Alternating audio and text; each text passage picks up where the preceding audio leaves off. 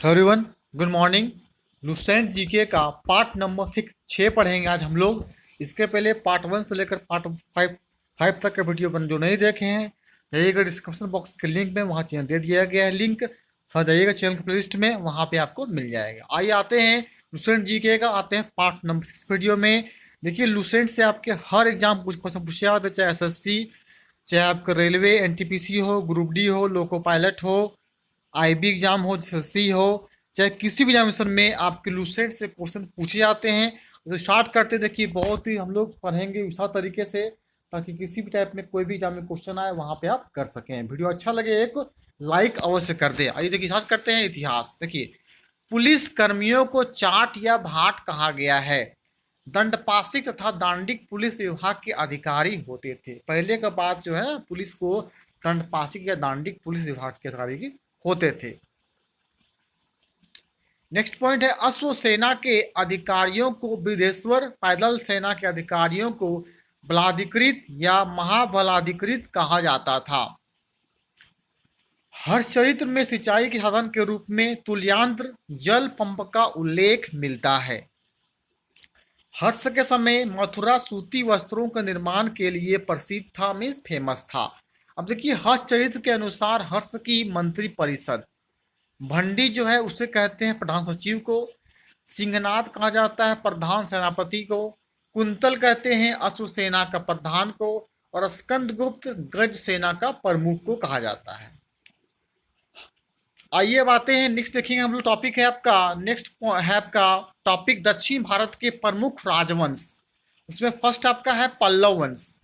पल्लव वंश का संस्थापक सिंह विष्णु 575-600 ईस्वी तक था। इसकी राजधानी कांची यानी कि तमिलनाडु में कांचीपुरम थी। वह वैष्णव धर्म का अनुयायी था। देखिए, सिंह विष्णु जो है, जो पल्लव वंश का संस्थापक है, ये वैष्णव धर्म का अनुयायी था। नेक्स्ट पॉइंट, किराता यूर्नियम के लेखक भारवी सिंह विष्णु के दरबार में रहते थे। पल्लव वंश के प्रमुख शासक हुए क्रमशः महेंद्र वर्मन प्रथम 630 ईस्वी, नरसिंह वर्मन प्रथम 638 ईस्वी, महेंद्र वर्मन द्वितीय 668 से 670 ईस्वी, परमेश्वर वर्मन प्रथम 70 से 680 ईस्वी, नरसिंह वर्मन टू 704 728, नंदी वर्मन टू 731 से 795 तक। पल्लव वंश का अंतिम शासक अपराजित वर्मन 879 से 899 ईस्वी हुआ। मत विलास प्रहसन की रचना महेंद्र वर्मन ने की थी। नेक्स्ट पॉइंट देखिए है, महाबलीपुरम के आकाश मंदिर, जिन्हें रथ कहा गया है, का निर्माण पल्लव राजा नरसिंह वर्मन प्रथम के द्वारा करवाया गया था। बहुत इंपॉर्टेंट, देखिए क्या बनेगा कि महाबलीपुरम आकाश मंदिर किसने करवाया? नरसिंह वर्मन प्रथम के द्वारा करवाया गया था। रथ मंदिरों की संख्या 7 है। रथ मंदिर सबसे छोटा द्रौपदी रथ है, जिसमें किसी प्रकार का अलंकरण नहीं मिलता है। नेक्स्ट है, बातपीकोंड की उपाधि नरसिंह वर्मन प्रथम ने धारण की थी। नेक्स्ट आपका है, अरबों के आक्रमण के समय पल्लवों के शासक नरसिंह वर्मन था, नरसिंह वर्मन 2 था। उसने राजा सिंह, राजाओं में सिंह, आगम प्रिय, शास्त्रों का प्रेमी और शंकर भक्त, शिव का उपासक की उपाधियां धारण की। उसने कांची के कैलाशनाथ मंदिर का निर्माण करवाया, जिसे राजसिद्धेश्वर मंदिर भी कहा जाता है। देखिए क्या किया उसने, कैलाशनाथ मंदिर निर्माण करवाया, जिसे कहा जाता है राजसिद्धेश्वर मंदिर भी कहा जाता है। इसी मंदिर के निर्माण से द्रविड़ स्थापत्य कला की शुरुआत हुई। महाबलीपुरम में शोर मंदिर। नेक्स्ट है, बहुत इंपॉर्टेंट देखिए है, 10 कुमारचरित के लेखक देखिए दंडी थे। परीक्षा में पूछा जाता है, पूछा भी जाएगा, कितना पूछा भी गया है कि 10 कुमारचरित के लेखक कौन है? उत्तर हो जाएगा दंडी। नरसिंह वर्मन द्वितीय दरबार में रहते थे दंडी, जिन्होंने 10 कुमारचरित लिखा था। नेक्स्ट है, कांची के मुक्तेश्वर मंदिर तथा वेंकुट पेरुमाल मंदिर निर्माण नंदी वर्मन द्वितीय ने कराया। नेक्स्ट, प्रसिद्ध वैष्णव संत तिरुमलई अलवार नंदी वर्मन द्वितीय के समकालीन थे। नेक्स्ट टॉपिक आपका है राष्ट्रकूट। राष्ट्रकूट राजवंश का संस्थापक दंती दुर्ग 752 ईस्वी। याद रखिएगा, पूछ सकता है राष्ट्रकूट राजवंश का संस्थापक किसे कहा जाता है, तो उत्तर हो जाएगा आपका दंती दुर्ग को कहा जाता है। इसकी राजधानी रखिएगा मन मणिकेर या मान्यखेत था, वर्तमान मालखेड़ सोलापुर के निकट थी। इतना रखना है कि राष्ट्रकूट राजधानी आपका मान्यखेत था। राष्ट्रकूट वंश के प्रमुख शासक थे कृष्ण प्रथम, ध्रुव, गोविंद तृतीय, अमोघ वर्ष, कृष्ण टू, इंद्र तीन एवं कृष्ण थर्ड थे। नेक्स्ट पॉइंट, एलोरा के प्रसिद्ध कैलाश मंदिर निर्माण कृष्ण प्रथम ने कराया था। बहुत इंपॉर्टेंट क्वेश्चन देखिए, यहाँ से बनता है, हमेशा क्वेश्चन आता है परीक्षा में कि एलोरा के प्रसिद्ध कैलाश मंदिर निर्माण किसने करवाया, उत्तर हो जाएगा कृष्ण प्रथम ने करवाया था। एलोरा के प्रसिद्ध कैलाश मंदिर निर्माण कृष्ण प्रथम के द्वारा करवाया गया था। नेक्स्ट, ध्रुव राष्ट्रकूट वंश का पहला शासक था जिसने कन्नौज पर अधिकार करने हेतु त्रिपक्षीय संघर्ष में भाग लिया और प्रतिहार नरेश, वत्सराज एवं पाल नरेश धर्मपाल को पराजित किया। देखिए, त्रिपक्षीय का राष्ट्रकूट वंश का शासक था जिन्होंने वत्सराज एवं पाल नरेश धर्मपाल को पराजित किया, हरा दिया। ध्रुव को धारावर्ष भी कहा जाता है। पूछा जाएगा किसे धारावर्ष कहा जाता है, हो जाएगा ध्रुव को धारावर्ष कहा जाता था। नेक्स्ट पॉइंट, गोविंद तृतीय ने त्रिपक्षीय संघर्ष में भाग लेकर चक्रायुध एवं उसके संरक्षक धर्मपाल तथा प्रतिहार वंश के शासक नागभट्ट टू को पराजित किया, हरा दिया। आइए तो नेक्स्ट जानेंगे टॉपिक। देखिए आपका है नेक्स्ट पॉइंट है पल्लव, पांड्य, केरल एवं गंग शासकों के संघ को गोविंद तीन ने नष्ट किया। अमोघ वर्ष जैन धर्म का अनुयायी था। पूछेगा अमोघ वर्ष किस धर्म का अनुयायी था, उत्तर हो जाएगा जैन धर्म का अनुयायी था। इसने कन्नड़ में कविराज मार्ग की रचना की। आदि पुराण के रचनाकार जीनसेन है। गणितासार संग्रह के लेखक महावीराचार्य एवं अमोघ वृक्ष के लेखक सक्तायान अमोघ वर्ष दरबार में रहते थे। नेक्स्ट है, अमोघ वर्ष ने तुंगभद्रा नदी में जल समाधि लेकर अपने जीवन का अंत कर दिया, खत्म कर दिया। इंद्र थर्ड के शासनकाल में अरब निवासी अल मसूदी भारत आया। इसने तत्कालीन राष्ट्रकूट शासकों को भारत का सर्वश्रेष्ठ शासक कहा। नेक्स्ट पॉइंट, राष्ट्रकूट वंश का अंतिम महान शासक कृष्ण थर्ड था। इसी के दरबार में कन्नड़ भाषा कवि पूर्ण रहते थे जिन्होंने शांति पुराण की रचना की। नेक्स्ट, कल्याणी के चालुक्य तैलप टू ने 973 ईस्वी में कर्क को हराकर राष्ट्रकूट राज्य पर अपना अधिकार कर लिया और कल्याणी के चालुक्य वंश की नींव डाली। नेक्स्ट, एलोरा एवं एलिफेंटा महाराष्ट्र गुहा मंदिरों का निर्माण राष्ट्रकूटों के समय हुआ। पूछेगा एलोरा एवं एलिफेंटा गुहा मंदिर निर्माण कब हुआ, तो राष्ट्रकूटों के समय हुआ। एलोरा में 34 शैलकृत गुफाएं हैं और कितने हैं, 34 शैलकृत गुफाएं हैं।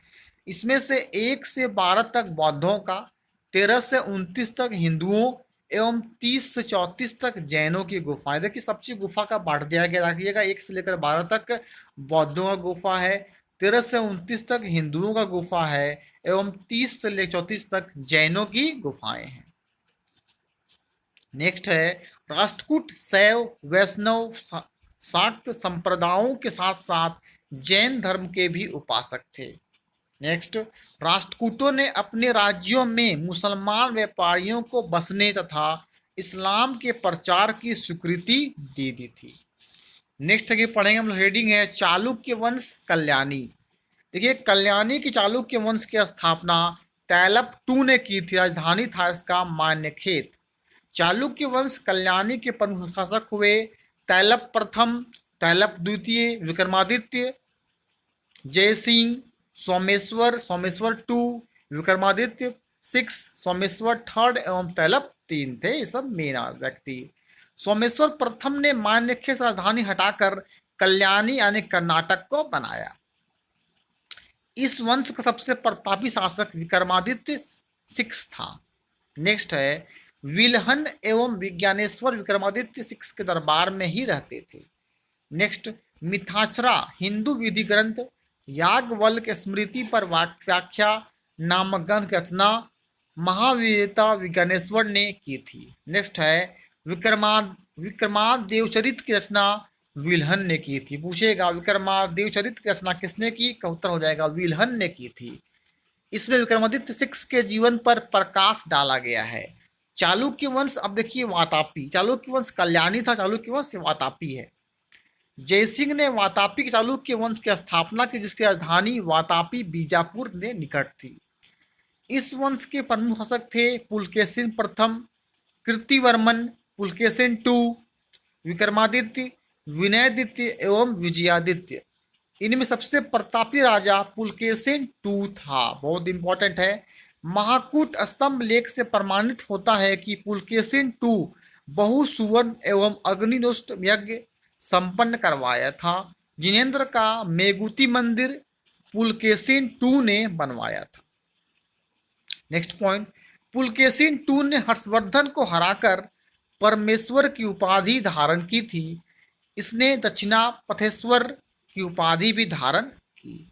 नेक्स्ट आपका है, पल्लव वंशी शासक नरसिंह वर्मन प्रथम ने पुलकेशिन टू को लगभग 642 ईस्वी में परास्त किया और उसकी राजधानी बादामी पर अधिकार कर लिया। संभवतः इसी युद्ध में पुलकेशिन टू मारा गया। इसी विजय के बाद नरसिंह वर्मन ने वातापिकोट की उपाधि धारण की। नेक्स्ट है, एहोल अभिलेख का संबंध पुलकेशिन टू से है। लेखक है रविकृति। नेक्स्ट, अजंता के एक गुहा चित्र में फारसी दूत मंडल को स्वागत करते हुए पुलकेशिन टू को दिखाया गया है। किसमें दिखाया गया? अजंता के एक गुहा चित्र में फारसी दूत मंडल को स्वागत करते हुए। नेक्स्ट, वातापी का निर्माणकर्ता कीर्तिवर्मन को माना जाता है। किसने निर्माण किया? तो कीर्तिवर्मन ने। नेक्स्ट, मालवा को जीतने के बाद विनयादित्य ने सकोल परनाथ की उपाधि धारण की। आइए आते देखिए नेक्स्ट समझेंगे टॉपिक आपका है। देखिए विक्रमादित्य टू के शासनकाल में ही दक्कन में अरबों ने आक्रमण किया। इस आक्रमण का मुकाबला विक्रमादित्य के भतीजा पुलकेशी ने किया। देखिए विक्रमादित्य का भतीजा का नाम है पुलकेशी ने किया। इस अभियान की सफलता पर विक्रमादित्य टू ने इसे अवनीचाश्रय की उपाधि प्रदान की। विक्रमादित्य टू की प्रथम पत्नी लोक महादेवी ने पद्दकल में विरूपाक्ष महादेव मंदिर था। उसकी दूसरी पत्नी त्रैलोक्य देवी ने त्रिलोकेश्वर मंदिर का निर्माण करवाई। दोनों पत्नी मंदिर का निर्माण करवाई है। मंदिर की 2 पत्नी थी। इस वंश का अंतिम राजा कीर्तिवर्मन द्वितीय था। इसे इसके सामंत दंतिदुर्ग ने परास्त कर एक नए वंश राष्ट्रकूट वंश की स्थापना किया था। दंतिदुर्ग ने राष्ट्रकूट वंश की स्थापना किए थे। नेक्स्ट आपका है चालुक्य वंश आने के बेंगी के चालुक्य वंश के संस्थापक विष्णुवर्धन था। इसकी राजधानी बेंगी आने की आंध्र प्रदेश। देखिए बेंगी आपका आंध्र प्रदेश में राज्य में स्थित है। इस वंश के प्रमुख शासक थे जयसिंह प्रथम, इंद्रवर्धन, विष्णुवर्धन द्वितीय, जयसिंह द्वितीय एवं विष्णुवर्धन 3 था। इस वंश का सबसे प्रतापी राजा विजयादित्य तृतीय था, जिसका सेनापति पंडरंग था। चोल, देखिए 9वीं शताब्दी में चोल वंश पल्लवों के ध्वंसावशेषों पर स्थापित हुआ। इस वंश के संस्थापक विजयालय 850-83 ईस्वी थी, जिसकी राजधानी तंजौर या तंजावुर था। नेक्स्ट है विजयालय ने नरकेसरी की उपाधि धारण की और निशुम्भ सुधिनी देवी का मंदिर बनवाया। पूछेगा निशुम्भ सुधिनी देवी का मंदिर किसने बनवाया? तो उत्तर हो जाएगा नरकेसरी ने बनवाया था। नहीं, विजयालय ने बनाया। विजयालय ने जो नरकेसरी की उपाधि धारण की थी और निशुम्भ सुधनी देवी का मंदिर बनवाया विजयालय ने। चोलों का स्वतंत्र राज्य आदित्य प्रथम ने स्थापित किया। नेक्स्ट है पल्लवों पर विजय पाने के उपरांत उसके बाद आदित्य प्रथम ने कोदंड राम की उपाधि धारण की। नेक्स्ट है चोल वंश के प्रमुख राजा थे Parantaka one, Rajaraja one, Rajendra two एवं कुलोतुंग। नेक्स्ट है तक्कोलम के युद्ध में राष्ट्रकूट नरेश कृष्ण 3 ने प्रातंक 1 को पराजित किया। इस युद्ध में प्रातंक 1 का बड़ा लड़का राजादित्य मारा गया। सॉरी, राजराज प्रथम ने श्रीलंका पर आक्रमण किया। वहां के राजा महिम फाइव को भागकर श्रीलंका के दक्षिण जिल्लारोहन में शरण लेनी पड़ी। राजराज वन श्रीलंका के विजित प्रदेशों की चोल साम्राज्य का एक नया प्रांत मुंडी चोल मंडलम बनाया और पोलरुआ को इसकी राजधानी बनाया। राजराज वन शैव धर्म का अनुयायी था। पूछेगा राजराज वन किस धर्म का अनुयायी था, हो जाएगा उत्तर शैव धर्म का अनुयायी था राजराज प्रथम। इसने तंजौर में राजराजेश्वर का शिव मंदिर बनवाया। तंजौर में क्या बनवाया, राजराजेश्वर का शिव मंदिर बनाया। चोल साम्राज्य का सर्वाधिक विस्तार राजेंद्र प्रथम के शासनकाल में हुआ।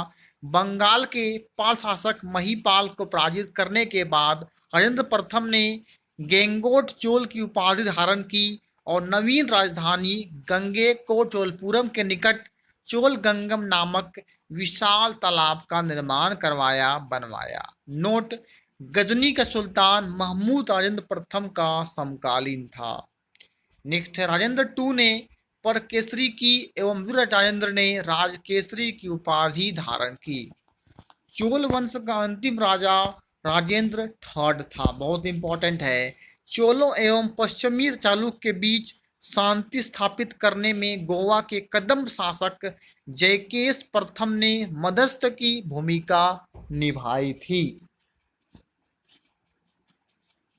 नेक्स्ट देखिए पॉइंट है, विक्रम चोल अभाव एवं अकाल से ग्रस्त गरीब जनता से राजस्व वसूल कर चिदम्बरम मंदिर का विस्तार करवाया था। पूछेगा चिदम्बरम मंदिर का विस्तार किसने करवाया, तो हो जाएगा विक्रम चोल ने।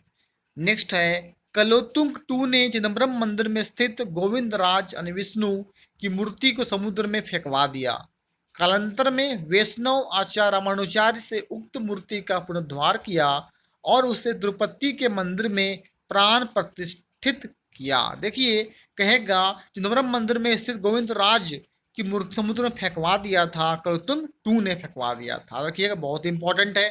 चोल प्रशासन में भाग लेने वाले उच्च पदाधिकारियों को पेरुंद्रम एवं निम्न श्रेणी के पदाधिकारियों को सुरुंद्रन कहा जाता था।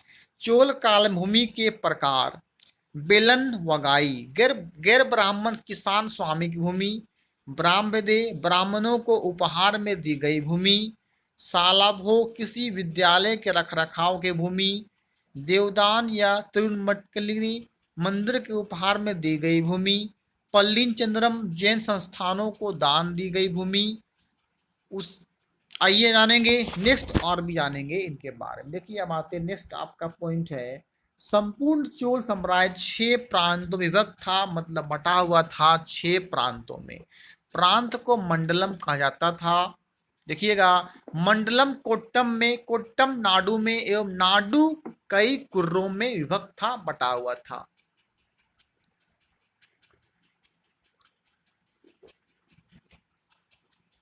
नेक्स्ट आपका है, नाडु की स्थानीय सभा को नाटूर एवं नगर की स्थानीय सभा को निग्नतार कहा जाता था।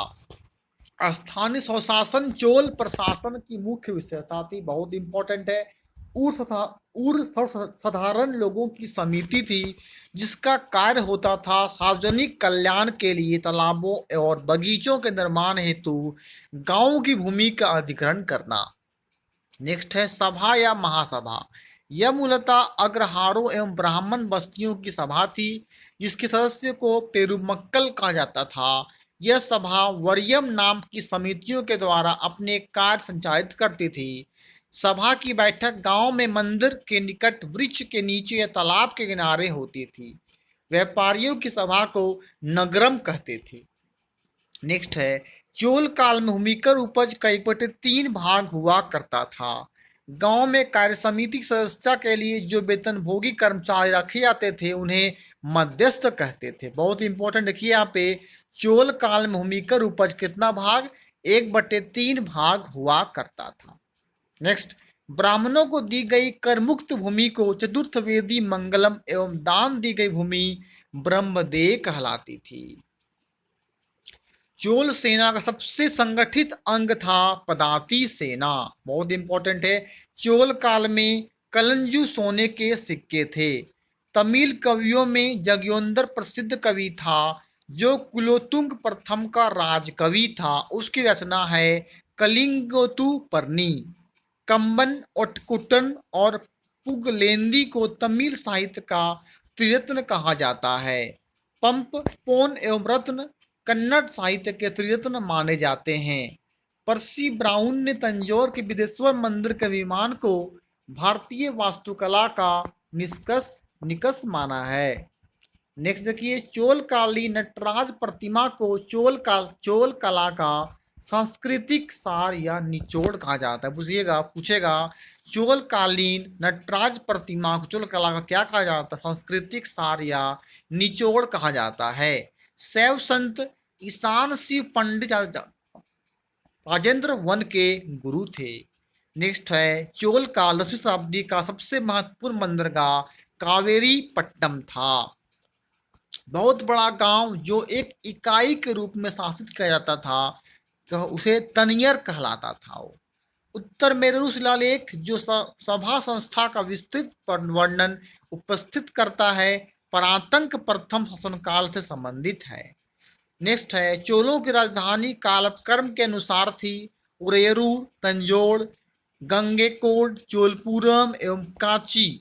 चोल काल में सड़कों की देखभाल बगान समिति करती थी। नेक्स्ट है, चोल काल में आम वस्तुओं के आदान प्रदान का आधार धान था। चोल काल के विशाल व्यापारी समूह निम्न थे: वलंजियर, नानादेशी एवं मणिग्रामम। विष्णु के उपासक अलवार एवं शिव के उपासक नयार संत कहलाते थे। क्या देखिए पूछा है, विष्णु के उपासक को अलवार कहते थे और शिव के उपासक नयनार संत कहलाते थे। अब देखिए आते टॉपिक आपका है यादव वंश। देवगिरी की यादव वंश की स्थापना भिल्लम पंचम ने की। ध्यान दिएगा, यादव वंश की स्थापना देवगिरी के थे भिल्लम पंचम ने यादव वंश की स्थापना की। याद रखिएगा, भिल्लम पंचम के द्वारा यादव वंश की स्थापना की गई थी। इसकी राजधानी देवगिरी थी। किसकी राजधानी? यादव वंश की राजधानी देवगिरी थी और भिल्लम पंचम ने इसके स्थापना किए थे। इस वंश का सबसे प्रतापी राजा सिंघन 1210 से 1246 ईस्वी था। इस वंश का अंतिम स्वतंत्र शासक रामचंद्र था, जिसने अलाउद्दीन के सेनापति मलिक काफूर के सामने आत्मसमर्पण कर दिया था। किसने कर दिया आत्मसमर्पण? अलाउद्दीन सेनापति मलिक काफूर के सामने आत्मसमर्पण कर दिया, अपने आप को सौंप दिया। आइए कुछ जानेंगे। उत्तर मेरू अभिलेख के अनुसार सभा की सदस्यता, देखिए कुछ पॉइंट है,